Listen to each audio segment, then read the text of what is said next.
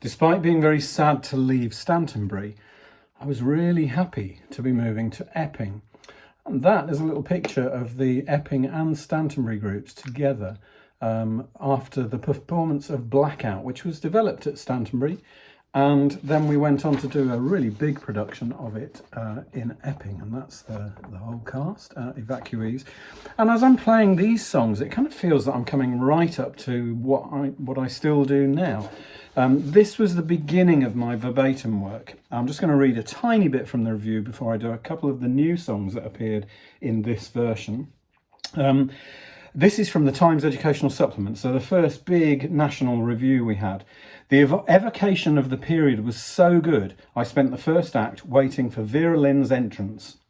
More interesting than the musical's tale, however, were the experiences of 4 real-life evacuees now living in Epping.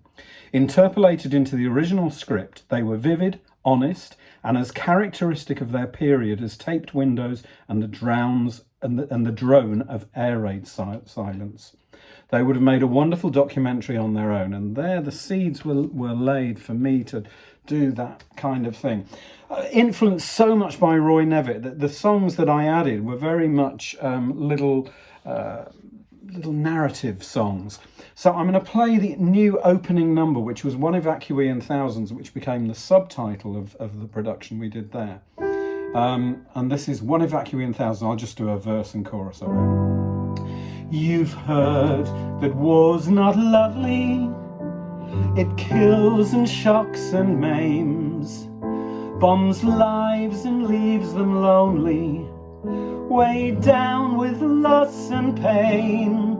But it's not only the body that suffers, it's not only the adults who complain. Think of the fate of those children who left on the evacuee train. One evacuee in thousands, one evacuee who represents them all. Come closer and see that for one evacuee, life became a case of stand or fall. The government is godlike, and so on. And then a lovely little number, which I remember being very pleased with when I wrote this, because it used an old Lionel Bart kind of motif, which I really enjoyed. This is No Place Like Home, which appeared in the second act. Here we are. They say there's no place like your home. Rachel will now disagree with that. She's found a new place she can now call her own, with a friend like the sister she's never ever known. So now she need never again feel alone in Doreen's happy family. She's having the time of her life that reads her like sun after rain, and so on. You can get the idea of that. And then one other little number, which was the opening to Act 2, assuming that I can find it, which used the jazz riff that Steve Melling had taught me. And in this production, you'll see when I start to post some of the songs of the performance with an amazing band put together by Paul Service, who was the music teacher at St John's, Epping. Very sadly, Paul's life was taken way too early by a tragic car accident, but Paul Service was such a powerhouse behind our productions at Epping and arranging them, and it actually became the first of my productions that was published, and this will be republished by Salamander Street in 2022.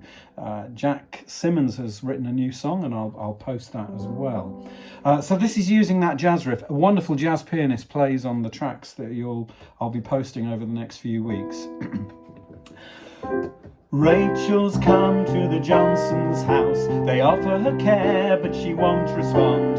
Her words are cold, but the words are gone. This change in her character lasts too long. Rachel Rachel hates the Johnsons' home. Rachel hates the Johnsons' home.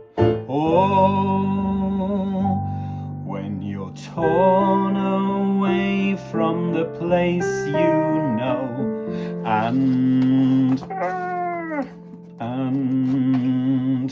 forced on a train to an unknown life, your spirits droop and you lose all hope. Can her brand new day dawn in bright sunshine? And as I say, these songs are still incredibly present in my life, and it's the musical I really thought would make my name. It didn't, but it might still. And the last song: if the men who made war took their masks off and smiled, the children played happy and free. When I post that version that was done at Epping, you will see what a magnificent end it gave to this musical. That song found its home.